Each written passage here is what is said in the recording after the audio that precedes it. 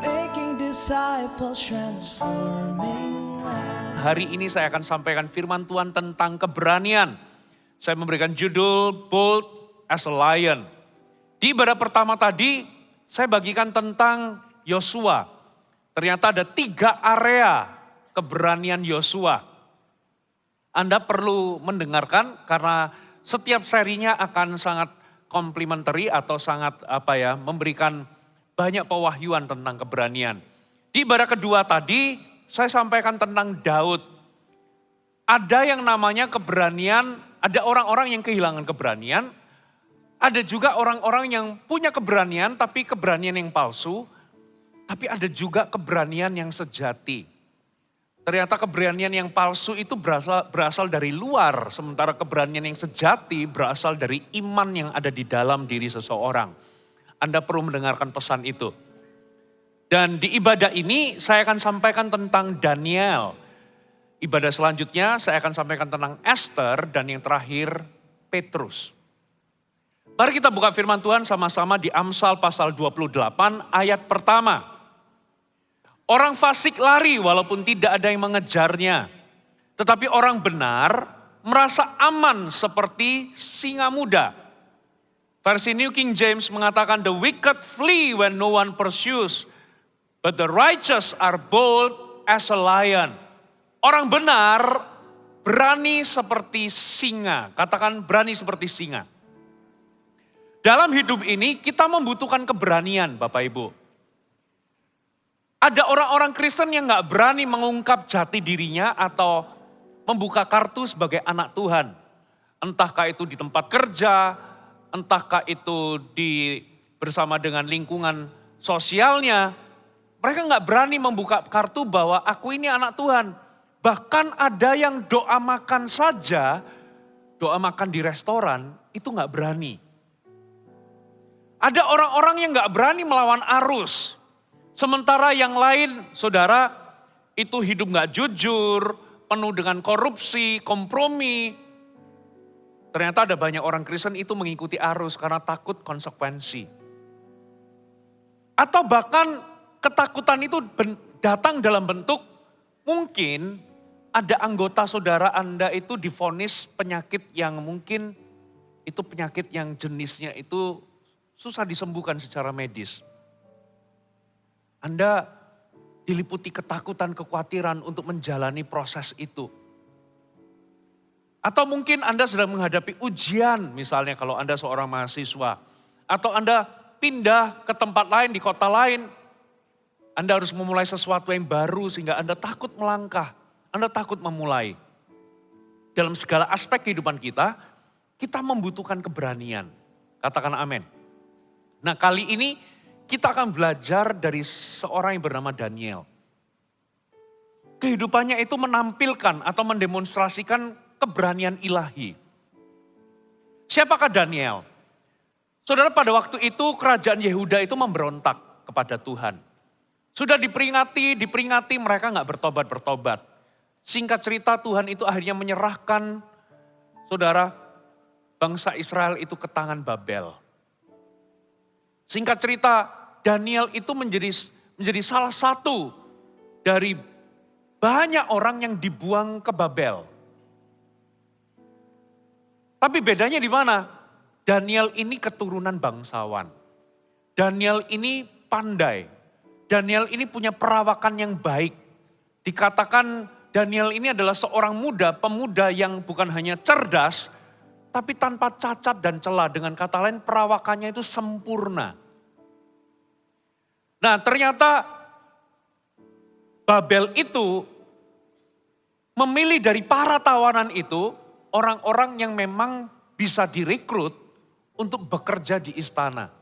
Jadi yang direkrut itu adalah pasti orang-orang yang bagus, orang-orang yang cakap, orang-orang yang spesial.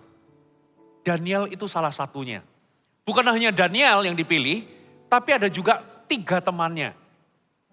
Siapa saudara? Sadrak, Mesak, dan Abednego. Kalau nggak salah Hananiel, Asaria, dan siapa lagi? Misael ya. Misael itu nama aslinya, nama Ibraninya. Tiga orang ini menjadi tiga orang yang spesial. Itu teman-temannya Daniel, saudara. Ya mungkin lebih gampang diingatnya Daniel, Sadrak, Mesak, dan Abednego aja. Ya itu adalah nama yang diberikan oleh Raja Nebukadnezar atau oleh Babel. Nah Daniel itu sampai satu titik dalam perjalanan kehidupannya, Daniel itu dicobain dengan sebuah pencobaan yang besar, saudara. Dan bahkan ancamannya itu adalah kematian. Mari kita buka sama-sama firman Tuhan. Ini adalah kisah yang terkenal, Daniel pasal yang ke-6. Kita baca mulai ayat yang pertama. Daniel pasal yang ke-6 ayat yang pertama. Lalu berkenanlah Darius mengangkat 120 wakil-wakil raja atas kerajaannya. Sampai sini. Salah satu fakta tentang Daniel adalah Daniel ini dipilih atau punya kedudukan tinggi itu 4 dinasti atau 4 kerajaan. Ya kalau presiden itu pemilihannya itu 5 tahun sekali ganti. Tapi kalau raja itu lama saudara. Jadi 4 kerajaan Daniel itu tetap di posisi tinggi. Ya pertama kali Daniel itu harus melayani Raja Nebukadnezar. Tapi kali ini adalah Raja Darius. Makanya di Daniel pasal 6. Kita baca ya ayat pertama. Lalu berkenanlah Darius mengangkat 120 wakil-wakil raja atas kerajaannya. Katakanlah ada 120 wakil-wakil raja. Mereka akan ditempatkan di seluruh kerajaan. Membawahi mereka diangkat pula 3 pejabat tinggi. Dan Daniel adalah salah satu dari ketiga orang itu. Jadi Raja Darius itu mengangkat 120 wakil-wakil raja membawahi seluruh wilayah kerajaan. Nah di atas 120 ini ditempatkan 3 orang. Dan Daniel itu salah satunya. Berarti Daniel ini posisinya tinggi banget. Karena kasih karunia Tuhan, Daniel ini dipromosi selalu menjadi pejabat yang tinggi posisinya. Dan kali ini dia membawahi 120, salah satu dari 3 yang membawahi 120. Lalu apa yang terjadi saudara? Maka Daniel ini melebihi para pejabat tinggi dan para wakil raja itu. Dari antara 120 wakil raja dan dari 3 yang dipilih salah satunya berarti ada 2 pejabat tinggi yang setara dengan Daniel. Itu ternyata Daniel itu melebihi atau mengungguli. Karena ia mempunyai roh yang luar biasa. Terjemahan bahasa Inggrisnya, karena ia punya excellent spirit. Versi yang lain mengatakan extraordinary spirit. Ada roh yang luar biasa, roh yang excellent, roh yang extraordinary. Jadi itu membuat Daniel itu melebihi dari 120 raja-raja yang dibawa dia, maupun melebihi 2 pejabat tinggi yang setara dengan Daniel. Coba perhatikan ayat 4. Dan raja bermaksud untuk menempatkannya atas seluruh kerajaan. Ayat 4. Kemudian para pejabat tinggi dan wakil raja itu mencari alasan dakwaan terhadap Daniel dalam hal pemerintahan. Tetapi mereka tidak mendapat alasan apapun atau suatu kesalahan. Sebab ia setia dan tidak ada didapati suatu kelalaian atau sesuatu kesalahan padanya. Ingat ya, Daniel itu salah satu dari 3 pejabat tinggi. Ternyata Daniel itu melebihi dari 2 rekan sejawatnya. Ternyata 2 rekan pejabat tingginya ini iri sama Daniel. Maka apa yang terjadi saudara? Dia mulai cari-cari dakwaan. Cari-cari kesalahannya Daniel. Dia ingin menjatuhkan Daniel karena iri. Lalu ayat 5 dikatakan begini. Maka berkatalah orang-orang itu, kita tidak akan mendapat suatu alasan dakwaan terhadap Daniel ini. Kecuali dalam hal ibadahnya kepada Allahnya. Kemudian bergegas-gegaslah para pejabat tinggi dan wakil raja itu menghadap raja serta berkata kepadanya, ya Raja Darius, kekalah hidup tuanku, semua pejabat tinggi kerajaan ini, semua penguasa dan wakil raja, para menteri dan bupati telah mufakat. supaya dikeluarkan kiranya suatu penetapan raja dan ditetapkan suatu larangan agar barang siapa yang dalam 30 hari, kurang lebih sebulan, menyampaikan permohonan kepada salah satu dewa atau manusia kecuali kepada Tuanku ya Raja, maka ia akan dilemparkan ke dalam gua singa. Oleh sebab itu ya Raja, keluarkan sebuah dekrit, keluarkan sebuah larangan, dan buatlah suatu surat perintah yang tidak dapat diubah menurut undang-undang orang Media dan Persia yang tidak dapat dicabut kembali. Sebab itu Raja Darius membuat dekrit atau surat perintah dengan larangan itu. Sampai sini. Saudara. Jadi Daniel ini menghadapi sebuah pencobaan. Karena dia itu dari sejak awal ketika dia dibuang di Babel, dari seorang pemuda tapi dia berganti zaman, berganti pemerintahan. Hari ini kerajaan Media dan Persia yang memerintah Raja Darius. Dalam teks yang kita baca, dia ini punya roh yang luar biasa sehingga dia dikasih posisi yang begitu tinggi sehingga membuat iri rekan sejawatnya bahkan para wakil raja yang ada di bawahnya. Kemudian mereka memberikan sebuah plot, gimana ya supaya bisa jatuhkan Daniel. Sebab mereka coba cari-cari dakwaan, kesalahan, gak didapatinya.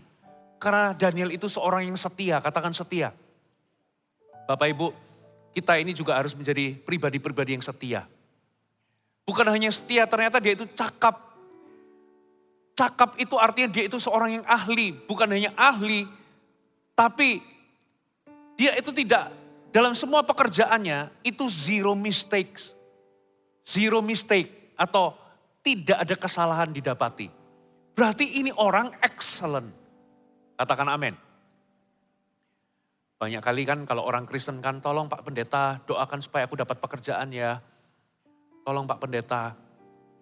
Pendetanya yang sudah berdoa dengan segenap hati, akhirnya Tuhan buka jalan, dia diterima sebagai pekerjaan.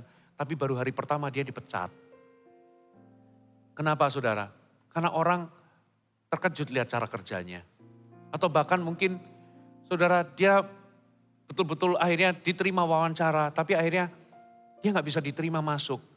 Bukan karena doanya gak afdol, tapi seringkali banyak orang Kristen itu tidak cakap di dalam bekerja. Banyak orang Kristen itu tidak excellent di dalam pekerjaan.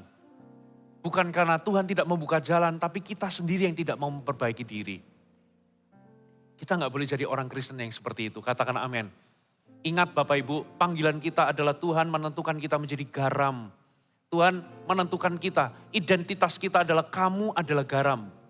Kamu adalah terang. Saudara, garam dan terang itu adalah dua substansi yang menggambarkan tentang yang namanya pengaruh. Ada amin? Sebuah makanan kalau nggak ada garam, hambar. Tapi begitu dikasih garam, makanan itu akan menjadi punya rasa. Sebuah tempat di mana di situ gelap, nggak ada cahaya. Tapi begitu ada anak Tuhan di situ, ada lampu yang dinyalain, maka tempat yang gelap itu akhirnya menjadi terang. Keberadaan kita itu nggak bisa dipungkiri. Panggilan kita itu adalah menerangi dan menggarami. Saudara, di tempat kerja khususnya, Anda perlu menjadi teladan. Anda harus dikenal sebagai orang yang dipaksa jalan 1 mil, Anda jalan 2 mil. Berikan lebih daripada yang diminta. Saudara, jangan Anda datangnya terlambat, pulang paling cepat. Harusnya Anda datang paling cepat, kalau bisa itu pulang terakhir dan bisa diminta kerja lembur atau kerja tambahan. Orang yang seperti ini akan seperti Daniel, dekat dengan yang namanya promosi. Ya, tapi kalau Anda tiap kali Anda bekerja susah dimintain tolong, kalau dimintain tolong wajah Anda cemberut, sehingga orang yang minta tolong termasuk bos Anda itu sampai kapok minta tolong kepada saudara. Karena apa? Karena kalau minta tolong sama Anda, dia harus keluarkan energi yang besar. Ya, harus ngayal-ngayal dulu sama saudara. harus otot-ototan dulu. Saudara, kalau Anda seperti itu, nanti ketika saudara, bos Anda itu ingin promosi, cari siapa yang perlu dipromosi, nama Anda nggak bakal diingat. Tapi sebaliknya, kalau kena pandemi dan bos itu harus melakukan perampingan, yang diingat nama Anda. Saudara, di tempat kerja dimanapun, Anda harus bekerja dengan excellent. Katakan amin. Kalau dulu kita belum lahir baru, kita ini bernafsu untuk berbuat dosa. Ya, berbuat dosa itu kayaknya nggak ada serinya. Dan makin lama makin lebih dosisnya. Seharusnya ketika kita ini menjadi anak Tuhan, menjadi anak terang, nafsu kita ini akan berubah. Bukan lagi bernafsu untuk buat dosa, tapi bernafsu untuk excellent. Ada amin. Kita ini makin lama makin terang, kita ini bernafsu untuk apa? Untuk mengerjakan segala sesuatu dengan baik. Itu harusnya menjadi trademark kita. Nah, Daniel itu seperti itu. Sehingga muncul iri hati, dicari-cari kesalahan, tidak didapati sebuah kesalahan karena dia adalah seorang pekerja yang excellent. Tapi mereka cari-cari dakwaan, mereka menemukan satu yang bisa dicari-cari adalah tentang ibadahnya kepada Tuhan. Akhirnya mereka bikin plot, ya, mereka memberikan usulan, jadi 2 orang rekan sejawatnya dan wakil-wakil raja yang ada di bawahnya, bupati dan pembesar-pembesar, datang kepada raja, buatlah sebuah larangan, sebuah perintah, sebuah dekret. Kalau dalam 30 hari ini ada seseorang yang minta berdoa kepada Tuhannya atau dewannya atau minta kepada manusia selain kepadamu, mereka harus dilempar ke gua singa. Mereka itu pandai menjilat. Mereka pandai kalau bahasa Surabaya itu membumbung-bumbung Raja Darius. Ya, semua penduduk di sini, semua pegawai di sini gak boleh berdoa kecuali berdoa kepadamu. Minta kepadamu, gak boleh minta kepada manusia, dewa atau Tuhan atau siapapun kecuali kepadamu. Dikipasin tuh egonya Darius. Ya, engkau itu seperti dewa, keluarkan sebuah larangan. Namanya orang dibumbung-bumbung, itu ya. Akhirnya setujulah Raja Darius. Dibuatlah sebuah perintah, saudara. Dan kali ini terancamlah nyawa dari siapa? Dari Daniel. Nah, yang jadi pertanyaan saudara, Daniel kompromi enggak? Mari kita baca ayat selanjutnya.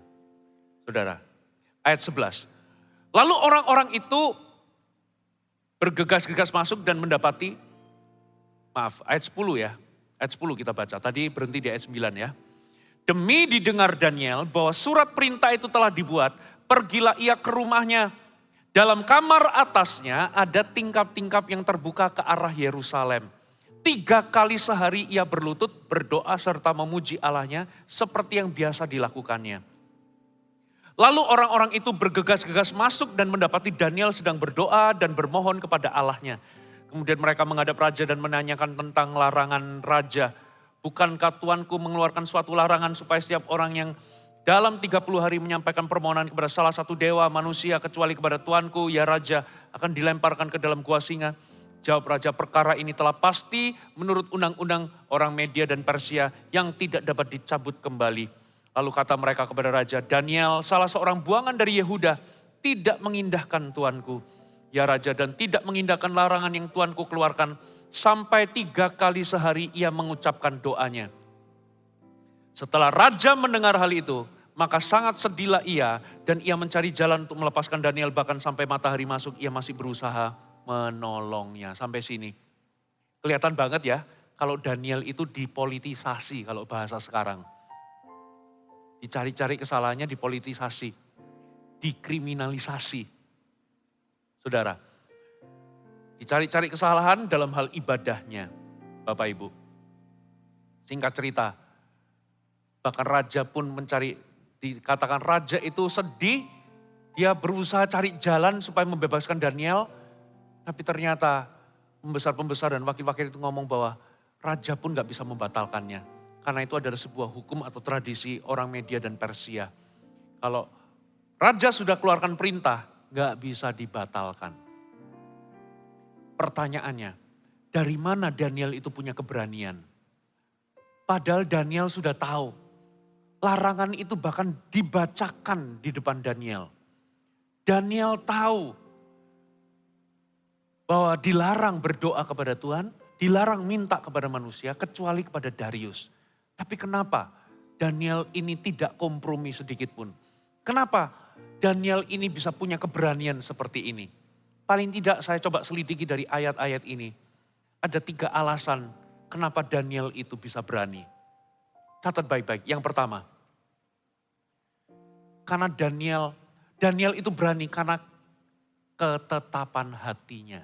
Katakan ketetapan hatinya. Nah, saya ingin Anda baca mundur di kitab Daniel pasal 1. Saudara, coba kita baca Daniel pasal pertama. Kita baca ayat pertama sampai ayat yang ke-8. Kita banyak baca ayat ya.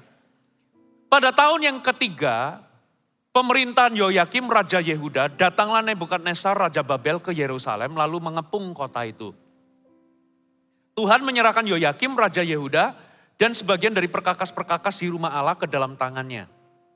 Semuanya itu dibawanya ke tanah Sinear, ke dalam rumah dewanya. Perkakas-perkakas itu dibawanya ke dalam perbendaharaan dewanya. Raja Yoyakim, kerajaan Yehuda itu menyakiti hati Tuhan, ditegur gak mau bertobat. Ya, Tuhan akhirnya menyerahkan Yoyakim dan kerajaan Yehuda di tangan Nebukadnezar. Begitu parah kejatuhannya Yehuda ini, bahkan sampai perkakas bait suci itu dibawa untuk menjadi perkakas-perkakas dewanya orang Babel. Lalu ayat 3, lalu raja bertitah kepada Aspenas, kepala istananya, untuk membawa beberapa orang Israel yang berasal dari keturunan raja dan dari kaum bangsawan. Dari sini kita bisa tahu, Daniel itu keturunan bangsawan. Keturunan dari garis keturunan kerajaan. Ayat 4, yakni orang-orang muda yang tidak ada suatu celah, yang perawakan baik, yang memahami berbagai-bagai hikmat, berpengetahuan banyak, dan yang mempunyai pengertian tentang ilmu. Yakni orang-orang yang cakap untuk bekerja dalam istana raja. Saudara, ada banyak orang pintar, ada banyak orang cerdas, tapi belum tentu mereka itu bisa sampai di level diterima untuk jadi pegawai di istana. Ini Daniel itu bahkan direkrut untuk jadi pegawainya istana.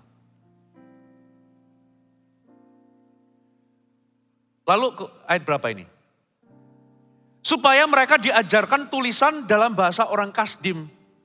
Dan raja menetapkan bagi mereka pelabur setiap hari dari santapan raja dan dari anggur yang biasa diminumnya. Mereka harus dididik selama berapa tahun saudara? 3 tahun dan sesudah itu mereka harus bekerja kepada raja. Di antara mereka itu ada juga beberapa orang Yehuda, yakni Daniel, Hanania, Misael, Asaria. Inilah Sadrak, Mesak, Abednego. Pemimpin pegawai istana itu memberi nama lain kepadanya. Daniel dinamainya Belteshazzar, Hanania dinamainya Sadrak, Misael dinamainya Mesak, dan Asaria dinamainya Abednego. Nah, poinnya di ayat 8. Kita baca sama-sama ya, 1, 2, 3. Daniel berketetapan untuk belum semuanya, masih 5 orang. 1, 2, 3. Daniel berketetapan untuk tidak menajiskan dirinya dengan santapan raja dan dengan anggur yang biasa diminum raja. Dimintanyalah kepada pemimpin pegawai istana itu supaya ia tak usah menajiskan dirinya. Maka Allah mengaruniakan kepada Daniel kasih dan sayang dari pemimpin pegawai istana itu. Sampai sini. Saudara, ternyata Daniel dan 3 temannya itu direkrut. Dan kebiasaan dari kerajaan itu adalah mereka akan merekrut orang-orang terbaik untuk mereka bisa pekerjakan di istana atau bagi kerajaan. Nah, dari orang-orang buangan dari Yehuda, dipilihlah Daniel dan 3 orang temannya itu Hanania, Misael, dan Asaria. Lalu apa yang terjadi? Ternyata kerajaan Babel itu ingin mengindoktrinasi mereka supaya mereka itu menganut nilai-nilai dan kebudayaan Babel. Supaya mereka itu meninggalkan yang namanya kebudayaan atau tradisi dari tempat mereka berasal. Nah, bagaimana cara kerajaan itu mengindoktrinasi orang-orang buangan yang akan direkrutnya? Yang pertama, Alkitab katakan bahwa mereka itu dididik untuk bisa dengan apa ya? Dengan didikan apa saudara? Mereka diajarkan tulisan dan bahasa orang Kasdim. Selama 3 tahun mereka dididik. Itu supaya apa saudara? Supaya orang-orang ini bisa merangkul nilai-nilai dan budayanya Babel. Yang kedua saudara, apa yang dilakukan oleh kerajaan? Ternyata nama Ibrani mereka, karena di dalam nama Ibrani mereka itu terkandung apa saudara? Terkandung nama Allah Israel. Ya contoh, Daniel itu artinya apa? God is my judge. Diganti menjadi Belshazzar, artinya Prince of Bel. Bel itu nama dewa. Hananya, God has favored atau the gift of God. Itu diganti Sadrak, command of aku. Aku itu nama dewa. Misael, itu who is what God is. Ada L-nya, ada nama Tuhannya. Diganti Mesak, who is as aku. Siapa yang seperti aku itu nama dewa. Asaria itu Yahweh has helped. Itu artinya. Nama Ibrani diganti dengan Abednego, the servant of Nebo. Saudara, itu nama dewa. Jadi apa maksudnya? Saudara, diganti nama-nama dewa supaya menghormati dewa mereka. Tujuannya adalah untuk menegaskan otoritas dewa-dewa itu atas mereka. Memaksa mereka supaya mereka itu embrace nilai-nilai termasuk budaya Babel atau penyembahan berhala Babel. Memaksa, makanya diganti namanya. Nama bagus-bagus, Daniel diganti Belshazzar. Hanania jadi Sadrak. Misael jadi Mesak. Asaria diganti Abednego. Dan nama-nama itu mengandung nama dewa-dewa mereka. Yang ketiga saudara, mereka itu makanannya ditentukan.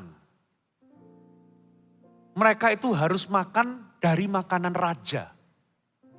Katakan makanan raja. Lalu yang keempat, mereka itu disuruh apa saudara? Bekerja kepada istana atau mengabdi kepada kerajaan. Kalau mereka menolak, mereka akan jadi tawanan. Jadi ini adalah kesempatan kalau engkau ingin dapat promosi, engkau harus mengabdi kepada kerajaan. Harus setia, loyal. Nah itu cara mengubah kebudayaan orang-orang buangan masuk ke dalam kebudayaan mereka. Bukankah itu mirip sama dunia? Dunia itu ingin mengubah kita menjadi sama seperti mereka. Makanya firman Tuhan katakan begini, janganlah kita menjadi sama atau serupa dengan dunia ini. Tapi berubahlah oleh pembaharuan budimu. Kita ini hidup di dunia yang makin lama makin kompromi. Dunia yang makin lama itu makin sekular. Saudara, pertanyaannya, apakah Anda ikut arus menjadi seperti dunia ini? Atau apakah Anda berdiri teguh tanpa kompromi? That's the question. Nah, Daniel di ayat yang ke-8, Daniel 1 ayat 8, ternyata kita mendapati bahwa Daniel berketetapan hati untuk tidak menajiskan diri mereka. Daniel dan kawan-kawannya maksudnya. Untuk tidak menajiskan diri mereka dengan makan makanan raja. Kenapa kok mereka menolak untuk makan makanan raja? Yang pertama, alasan pertama, karena makanan-makanan raja itu mengandung daging yang haram bagi mereka. Bagi hukum Yahudi, hukum Taurat itu nggak boleh. Yang kedua, sebelum itu menjadi santapan raja, maka makanan-makanan itu akan dipersembahkan untuk dewa-dewa mereka. Itu adalah makanan untuk penyembahan berhala baru disajikan kepada raja dan kepada pegawai-pegawai pejabat-pejabatnya. Menurut hukum Yahudi, tidak boleh seorang Yahudi itu makan dari penyembahan berhala, makan persembahan berhala. Mereka akan menjadi najis. Itulah sebabnya Daniel menolak. Daniel berkata, ya, kami berketetapan hati, tidak mau menajiskan diri kami dengan makan dari makanan raja. Saudara, oke lah kalau ganti nama ya sudah. Gitu ya, diajar tulisan dan bahasa orang Kasdim, oke lah. Tapi mereka berketetapan hati, di area ini kami gak mau mengotorkan atau mencemarkan atau menajiskan diri. Katakan berketetapan hati. Inilah ternyata sumber keberanian Daniel. Karena Daniel itu telah mengambil keputusan jauh sebelum dia dicobai dengan pencobaan gua singa. Daniel sudah berketetapan hati dari sejak awal sebelum pencobaan besar itu datang. Menolak makanan raja itu resikonya kecil. Makanya kepala pegawai istana itu ngomong, waduh Daniel, gimana ini kalau raja tahu kamu tambah kurus, kamu nggak lagi berperawakan baik gara-gara engkau menolak makanan raja, nanti aku yang dihukum, kata kepala pegawai istana itu. Daniel dan teman-teman yang ngomong, gak usah khawatir, kita adakan nanti kamu amati kami. Selama 21 hari ke depan, selama beberapa minggu ke depan, nanti lihat ya, ternyata diamat-amati, ternyata Daniel sehat, katakan sehat. Ternyata ketetapan hati itu mengundang responnya Tuhan. Coba kita baca lagi ya. Ayat 8 dan 9, perhatikan ayat ini. Daniel 1 ayat 8 dan 9, perhatikan. Daniel berketetapan untuk tidak menajiskan dirinya dengan santapan raja, dengan anggur yang biasa diminum raja. Dimintanyalah kepada pemimpin pegawai istana itu supaya ia tidak usah menajiskan dirinya. Ayat 9, perhatikan. Maka, katakan maka. Maka itu berarti sebelumnya itulah penyebabnya. Karena Daniel berketetapan hati, tidak menajiskan dirinya, berketetapan hati untuk hidup kudus, berketetapan hati untuk tidak mau kompromi, berketetapan hati untuk hidup berkenan di hadapan Tuhan, tidak mengkompromikan imannya, maka Allah, apa saudara? Mengaruniakan kepada Daniel kasih dan sayang dari pemimpin pegawai. Tahukah saudara? Keputusanmu, ketetapan hati yang Anda lakukan untuk hidup berkenan, hidup kudus, tidak mencemarkan diri, itu mengundang favor daripada Tuhan. Allah yang mengaruniakan kasih sayang. Kepala pegawai itu akhirnya memberikan favor, tapi Allah yang menggerakkan hatinya. Katakan amin. Ada pembelaan tertentu bagi orang-orang yang berketetapan hati untuk hidup kudus. Dan bukan hanya dia dapat favor dari kepala pegawai istana, tapi dikatakan dia itu tubuhnya jadi sehat. Ada amin? Dapat favor, tubuhnya jadi sehat, lalu dikatakan dia ini dengan teman-temannya, Sadrak, Mesak, Abednego, 10 kali lebih cerdas daripada orang-orang berilmu yang ada di situ. Katakan 10 kali lebih pinter. Dan bukan hanya itu, Daniel itu dapat karunia profetik. Di pasal 2, Raja Nebukadnezar itu dapat mimpi yang menggelisahkan dia. Gak ada satupun orang pinter. Jangankan menafsirkan, gak bisa tahu raja mimpi apa. Tapi Daniel, dia bisa tahu. Tuhan membocorkan, Tuhan memberitahu kepada dia. Raja itu mimpi apa. Dikasih tahu artinya pula. Katakan amin. Ketika saudara berketetapan hati, ada kata maka di situ. Ada favor yang menyertai. Ada amin? Nah, tahukah saudara? Manusia itu diciptakan itu dengan free will. Dengan kehendak bebas. Dengan kata lain, kita ini punya power atau kuasa untuk membuat pilihan atau keputusan. kuasa untuk memilih itu berada di tangan kita. Setiap decision yang kita buat, keputusan yang kita buat, itu akan mencetak masa depanmu. Bahkan bukan hanya mencetak masa depanmu, setiap keputusan yang kita buat, itu akan menjadi sebuah histori yang akan kita ingat dalam hidup kita.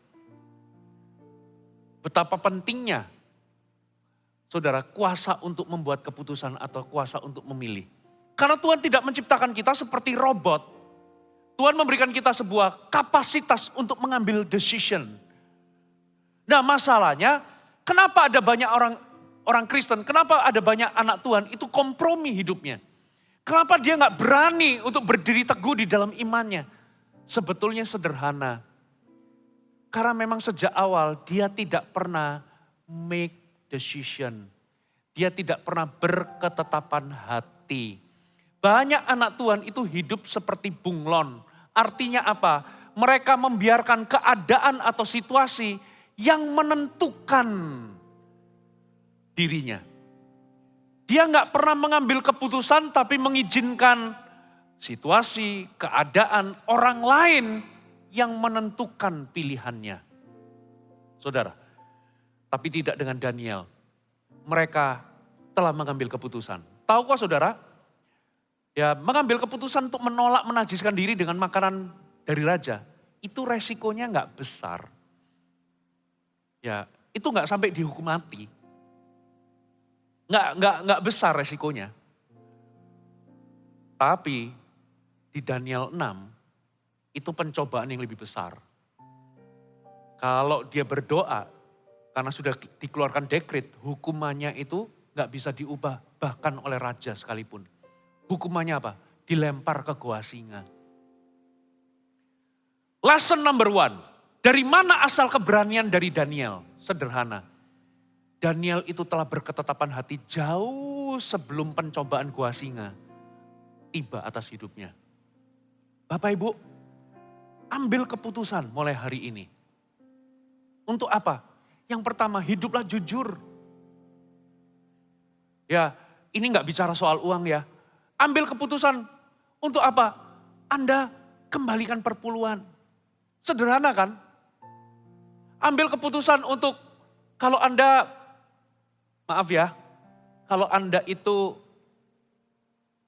utang, tolong bayar. Saya, saudara, ajarkan prinsip ke anak-anak. Kalau kamu jangan utang. Tapi kalau kamu itu harus sampai di titik itu. Kalau kamu itu harus pinjam, pastikan kembalikan. Dan kalaupun, saudara, kamu dipinjam, kalau ada orang pinjam uang sama kamu, jangan harap kembali, siap-siap hilang. Apalagi kalau sama saudara. Jadi mudeng, kalau sama saudara, kalau ada orang pinjam, kalau Anda kasih, itu harus siap hilang kalau itu saudara sendiri. Ya, udah gak apa-apa, gak usah ditagih kayak gitu. Tapi kalau Anda yang pinjem, sekalipun saudaramu ngomong gak usah dikembaliin gak apa-apa. Jangan terus serta-merta gara-gara saudaramu ngomong gak usah dikembaliin gak apa-apa. Tetaplah utang adalah utang. Begitu Anda punya uang, jangan tiba-tiba lupa ingatan. Kembalikan sekalipun saudaramu.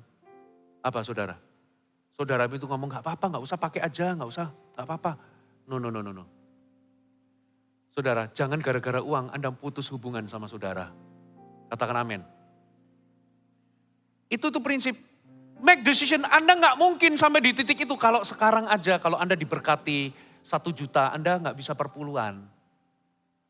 Saudara, simple ya. Dimulai dari hal kecil. Kalau Anda mahasiswa, gak usah Anda ngomong begini loh. Aku gak bakal korupsi. Make decision aja untuk sekarang. Anda jadilah jujur, gak usah titip absen. Halo amin. Jadilah jujur untuk hal kecil. Kalau Anda disuruh orang tua untuk pergi, dikasih uang 10.000, ternyata barangnya itu 8.000, 2.000-nya kembalikan. Jangan ngentit, tahu ngentit. Itu kecil, karena kalau Anda gak make decision untuk hal yang kecil, Gak usah ngomong aku gak bakal korupsi. Aku gak bakal bisa disuap, dibeli sama orang. Oh dikasih 10 juta pasti aku tolak Pastor Fuji. Kalau 1 M, gemeter. Mau nolak gemeter. Gak kuasa, karena apa? Anda gak pernah make decision dari sejak awal. Halo amin. Oh ya barang 1 juta bisa nolak suap kalau 1 juta. Kalau 10 M. Saudara, gimana? Kalau 100 miliar. Makin gede, makin apa saudara? Pencobaan makin besar. Daniel itu gak nunggu sampai pencobaan datang gua singa. Tapi dari sejak awal masalah makanan pun dia gak kompromi. Ada amin saudara?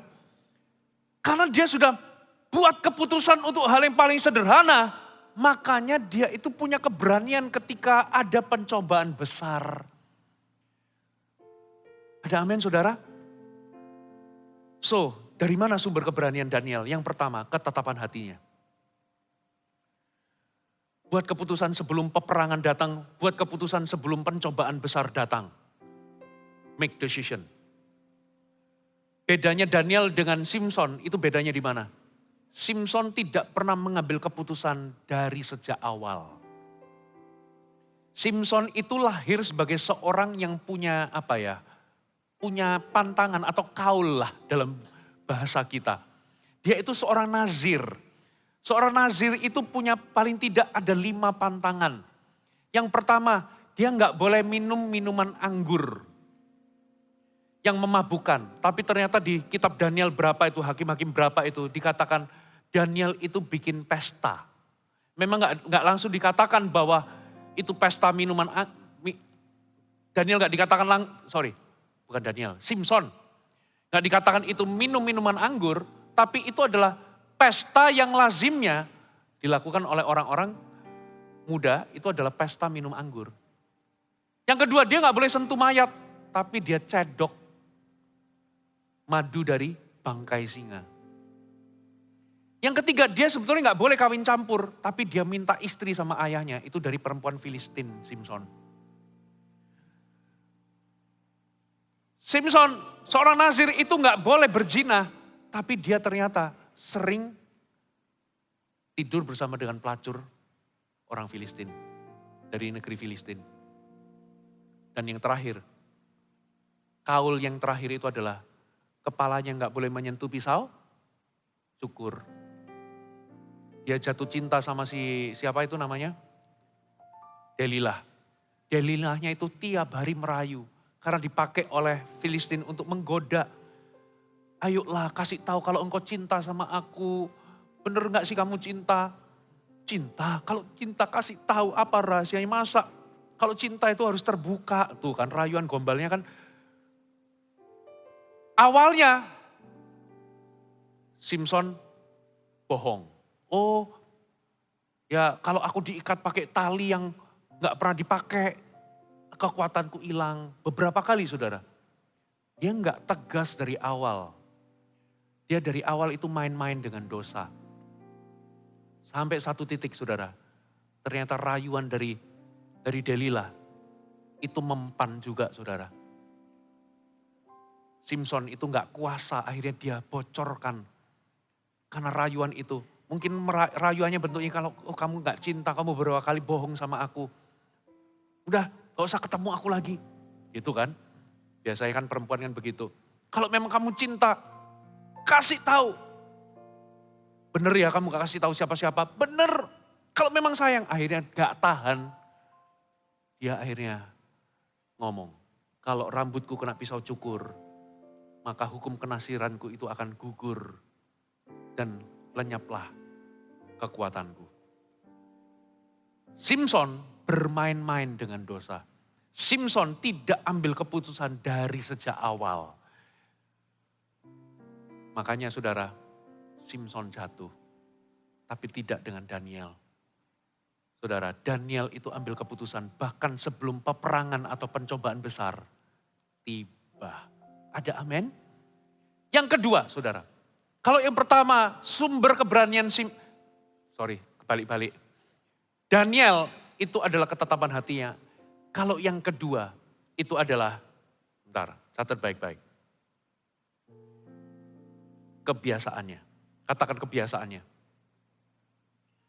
Saudara, saya nggak punya waktu untuk menjelaskan. Coba Anda nanti di rumah baca Daniel pasal 2. Raja Nebukadnezar itu bermimpi. Lalu dia minta seluruh orang pintar, orang-orang kasdim untuk menjelaskan dia mimpi apa beserta dengan artinya. Lalu mereka itu ketahuan, ada beberapa orang itu cuman ngarang-ngarang. Kali ini supaya raja gak mau tertipu, raja kasih peraturan. Kasih tahu aku mimpi apa dan jelaskan dengan artinya. Waduh, itu permintaan yang mustahil. Akhirnya raja marah. Kalau engkau tidak bisa memberitahu aku mimpi apa beserta artinya. Engkau akan dipenggal-penggal. Dan rumahmu, keluargamu akan hancur jadi timbunan puing. Waduh, ini ancaman termasuk berlaku kepada Daniel, Sadrak, Mesak, Abednego. Singkat cerita, Daniel akhirnya berdoa kepada Tuhan. Ya, minta petunjuk dan Tuhan berbicara kepada Daniel melalui sebuah penglihatan. Akhirnya Daniel menghadap kepada raja. Diceritakanlah arti mimpinya. Itu mimpi seperti ada patung besar, cuman dari bawahnya itu tanah liat, tiba-tiba ada batu menggelinding menyentuh ke menghancurkan semuanya ini dari logam kuat gitu ya. Tapi menyentuh ke bawah lalu robohlah.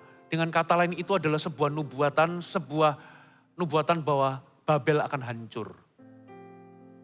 Saya mau tanya, Daniel itu ceritakan semuanya dengan jujur atau Daniel memutarbalikkan mimpi yang dia dapat dari Tuhan, penglihatan yang dari Tuhan kepada raja? Ternyata Daniel punya kebiasaan nomor 1 adalah berkata jujur. Katakan berkata jujur. Butuh keberanian loh saudara. Raja yang sudah keluarin perintah, kasih tahu aku mimpi. Mimpi apa? Beserta artinya, kalau enggak aku akan bunuh. Itu serem loh saudara.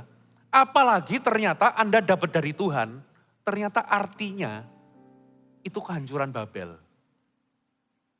Kira-kira Anda akan, udah gak usah kasih tahu yang sesungguhnya yang aku dapat dari Tuhan. Kasih aja yang menyenangkan hatinya Nebukadnezar. Kasih yang manis-manis. Toh waktu aku ngomong, kamu mimpi ini kan sudah benar kan? Aku dapat dari Tuhan, kamu mimpi ini. Itu pasti raja udah seneng. Oh udah benar nih. Berarti sisanya, kalau aku bohong tentang artinya, pasti juga gak akan masalah. Tapi Daniel sama sekali tidak pernah membohongi Raja Nebukadnezar. Dia itu jujur dan tulus. Katakan jujur dan tulus. Diceritain arti sebenar-benarnya, saudara. Kenapa? Ada kemungkinan kalau Anda ceritakan semuanya dengan jujur, raja marah dan kamu tetap mati. Kalau Daniel ceritakan tentang kehancuran Babel, artinya bisa jadi Daniel, raja gak senang hati, Daniel tetap dipenggal, tetap mati. Itu resikonya tinggi. Banyak orang kalau jadi Daniel, udah yang penting kan udah dapat dari Tuhan mimpinya apa, artinya diganti aja dengan yang lebih menyenangkan. Saudara, di titik ini butuh keberanian untuk berkata jujur. Apa arti dari mimpi? Saudara, makanya kenapa banyak orang itu, saudara, kenapa banyak orang itu gak jujur? Karena mereka itu berkata bahwa memang kebohongan itu diperlukan dalam hidup ini. Karena bohong itu ada 2, Pastor Fuji. Ya salah satunya itu adalah white lies. Emang ada white, bohong itu ada white dan ada black mungkin ya. White lies itu artinya bohong demi kebaikan. Nah sebetulnya bohong demi kebaikan itu akarnya itu Anda cari aman. Sehingga beberapa orang itu gak segan-segan memutar balik fakta supaya cari aman. Tapi alasannya supaya tidak menyakiti perasaan orang, maka aku bohong demi kebaikan. Kebenarannya adalah tidak ada sesuatu yang baik yang muncul dari kebohongan sekalipun alasannya demi kebaikan. Karena nggak ada yang namanya dalam kehidupan ini fondasinya kebohongan. Kalau Anda membangun kehidupan, hubungan apa saja, pernikahan, pekerjaan. Kalau fondasinya kebohongan, apa yang bisa dibangun di atasnya? Fondasinya harus kebenaran, katakan amin.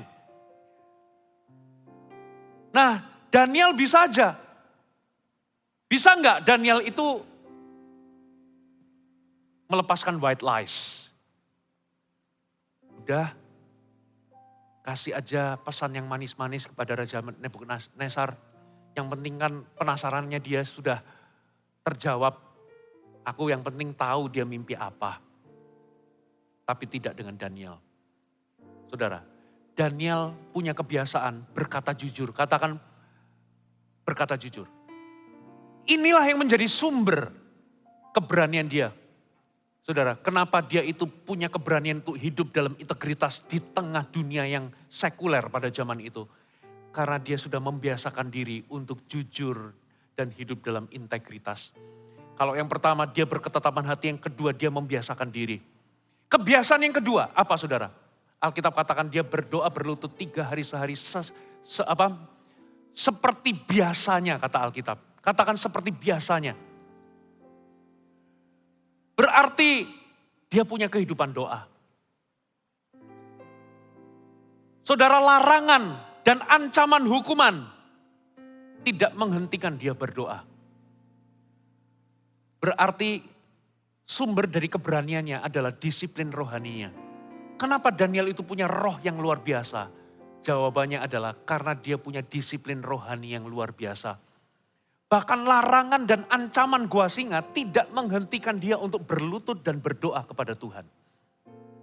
Saudara, katakan disiplin rohani. Berkenan dengan tahun ini adalah tahun menabur doa Bapak Ibu. Saya dorong kita semua sama-sama membangun kebiasaan berdoa. Sebuah kebiasaan kalau ditambah dengan doa, hasilnya luar biasa saudara. Karena doa itu mendatangkan ketenangan dalam jiwa kita, dalam hati kita. Alkitab berkata, janganlah hendaknya engkau khawatir, engkau gelisah atau takut tentang apapun. Tapi nyatakanlah semua itu dalam segala doa dan permohonan disertai ucapan syukur. Maka damai sejahtera Allah yang melampaui segala pikiran akan memelihara hati dan pikiranmu dalam Kristus Yesus. Jadi dengan kata lain, banyak berdoa, banyak damai sejahtera. Banyak berdoa, banyak ketenangan. Kalau Anda jalani kehidupan ini, dengan kekuatan sendiri, level stresmu akan tinggi. Dengan kata lain, banyak berdoa, level stres turun. Sedikit berdoa, level stres akan meningkat. Orang kalau sudah level stresnya meningkat, muncul penyakit yang aneh-aneh. Mulai dari asam lambung naik, betul ya? Darah tinggi. Terus ada orang kalau lagi stres itu gatal-gatal. Antibodinya itu jadi gak seimbang. Kalau dia ke kulit gatal-gatal. Kalau ke sendi jadi rematik. Macem-macem saudara. Makanya kenapa Pastor Philip mengimpartasikan tahun ini kita harus banyak berdoa. Karena salah satu tanda Anda mulai jarang berdoa adalah stresmu tinggi. Saudara. Lalu salah satu manfaat dari kita membangun kebiasaan berdoa adalah kita mengenal tuntunan dan kehendak Tuhan dalam hidup ini. Tuhan itu akan menuntun kita, membimbing kita, saudara. Saudara akan mendengar suaranya. Orang yang berseru pasti akan dengar suaranya dan Tuhan itu bisa bicara lewat banyak hal. Lewat firman, lewat khotbah, lewat situasi, lewat keadaan, lewat mimpi. Asal Anda berseru, Anda berdoa, pasti ada jawaban. Pasti ada reaksi atau respon dari Tuhan. Entahkah itu menunggu atau ya belok kanan, belok kiri, ada tuntunan atau arahan. Dengan berdoa, Alkitab katakan saudara, Yakobus 5. Doa orang benar apabila didoakan dengan yakin besar. Versi NIV itu menerjemahkan, the prayer of the righteous itu apa? Powerful and effective. Terjemahan yang lain dikatakan, ya dengan berdoa you will be avail much. accomplish much. Dengan kata lain, doa itu gak menggantikan usaha. Tapi kalau usahamu ditambah dengan doa, akan powerful, akan efektif, Anda akan mencapai lebih banyak, lebih jauh. Ya, Anda akan dengan doa, Anda akan mengerjakan lebih daripada kalau Anda tidak berdoa. Makanya, tidak berdoa, tidak ada kuasa. Sedikit berdoa, sedikit kuasa. Banyak berdoa, banyak kuasa. Kita gak bisa jalani hidup ini dengan kekuatan kita sendiri. Kita butuh kuasa Allah. Itu sebabnya kita perlu membangun disiplin berdoa. Dengan berdoa, kita ini juga gak akan gampang-gampang hanyut dalam keduniawian. Salah satu tanda Anda mulai jarang berdoa adalah Anda mulai keduniawian. Makanya Yesus berkata, tidak sanggupkah engkau berjaga-jaga denganku barang 1 jam. Amin. Waduh, waktu saya hampir habis. Yang terakhir, sumber rahasia keberanian Daniel apa, saudara, yang pertama? Ketetapan hatinya, kebiasaannya. Ada kebiasaan jujur, ada kebiasaan apa? Berdoa. Yang terakhir, komunitasnya, katakan komunitasnya. Tahu nggak siapa inner circle-nya Daniel? Sama-sama orang gila, dalam tanda kutip. Siapa yang menolak menajiskan dirinya dengan makanan raja? Sadrak, Mesak, Abednego. Itu inner circle-nya Daniel. Mereka adalah orang-orang yang berani hidup dalam integritas. Saya mau tanya, inner circle-nya Daniel, Sadrak, Mesak, Abednego punya tantangan iman yang serupa enggak? Punya, saudara. Apa? Kalau Daniel gua singa, kalau Sadrak, Mesak, dan Abednego itu dapur api, saudara. Mereka disuruh nyembah patung, gak mau diseret ke dapur api. Ya, lalu dia ngomong sama raja, asal tuanku raja tahu, kalau Tuhan kami sanggup membebaskan kami, Tuhan akan bebaskan kami. Tapi kalaupun tidak, asal tuanku tahu, kami tidak akan berubah setia. Kami akan tetap setia kepada Tuhan dan kami akan menolak sujud kepada patung yang Tuanku dirikan. Gila ini, saudara, katakan gila. Ternyata inner circle-nya komunitasnya Daniel itu juga sama-sama orang yang penuh dengan integritas, saudara. Mereka punya tantangan iman yang sama. Kalau Daniel goa singa, yang ini dapur api. Saudara, Yesus itu juga punya inner circle. Selain dari 12 murid-muridnya, ada 3 orang, Petrus, Yakobus, dan Yohanes. 3 orang ini ketika Yesus menampakkan diri, dia ada di situ. Termasuk ketika Yesus itu berpeluh darah dan minta lagi butuhnya orang. Yesus ngomong, tidak sanggupkah engkau berjaga-jaga dengan aku 1 jam saja. Please, aku butuh bantuan, ini adalah titik terendahku. Dia berdoa sambil berpeluh darah. Yesus pun butuh 3 orang inner circle. Katakan amin. Makanya saya dorong Bapak Ibu, kenapa Anda sulit berani? Karena Anda salah pergaulan. Kenapa Anda sulit hidup dalam integritas? Karena Anda gak pernah bergaul dengan anak-anak terang. Saudara, Anda bergaulnya sama orang-orang yang kompromi. Makanya kenapa kita gak bosan-bosan untuk mengendorse Anda, hiduplah dalam komunitas, hiduplah dalam CG. Karena itu efeknya mungkin gak dirasakan sekarang. Seperti Anda misalnya sudah 20 tahun gak pernah gosok gigi. Hanya gara-gara Anda gosok gigi hari ini, sebulan gosok gigi. Pasti gak akan ada perbedaan langsung. Tapi 5 tahun, 10 tahun, pasti beda gigi Anda. Katakan amin. Yang gak gosok gigi pasti giginya keropos. Tapi kalau 5 tahun Anda gosok gigi, pasti gigi Anda kuat. Coba Anda hisapkan diri Anda dalam komunitas. Waktu itu berjalan cepat loh. Nggak terasa ini sudah Imlek. Nggak terasa 2024, 2025. Nggak kerasa 2030. Nggak kerasa loh saudara. Waktu itu berjalan dengan cepat. Kalau Anda hisapkan diri Anda dalam komunitas, Anda mungkin nggak akan lihat sebulan 2 bulan ini hasilnya. Tapi lihat 1 tahun, 5 tahun ke depan, tarik ke depan 10 tahun ke depan. Anda akan jadi orang yang berbeda. Kenapa Anda sulit berani? Karena Anda, saudara, salah pergaulan. Daniel dan Sadrak, Mesak, Abednego punya tantangan iman yang sama. Tapi mereka juga punya blessing yang sama. Coba lihat ya, setelah lulus dari dapur api, Sadrak, Mesak, dan Abednego diangkat pada kedudukan yang tinggi. Daniel juga sama, setelah lolos dari gua singa, diangkat tinggi. Blessingnya sama, katakan amin. Dampaknya juga sama. Kepada Daniel, raja ngomong begini. Sadrak, Mesak, dan Abednego. Barang siapa yang tidak sujud dan menghormati, ya, barang siapa yang melakukan penghinaan kepada Allahnya Sadrak, Mesak, dan Abednego akan dipenggal-penggal. Waduh, raja sampai demikian rupa kagumnya.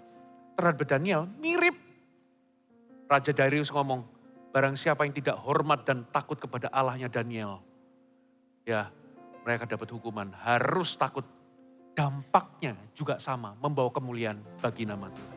Hai, terima kasih sudah bergabung bersama kami, Gereja Mount Sharon, Jabodetabek.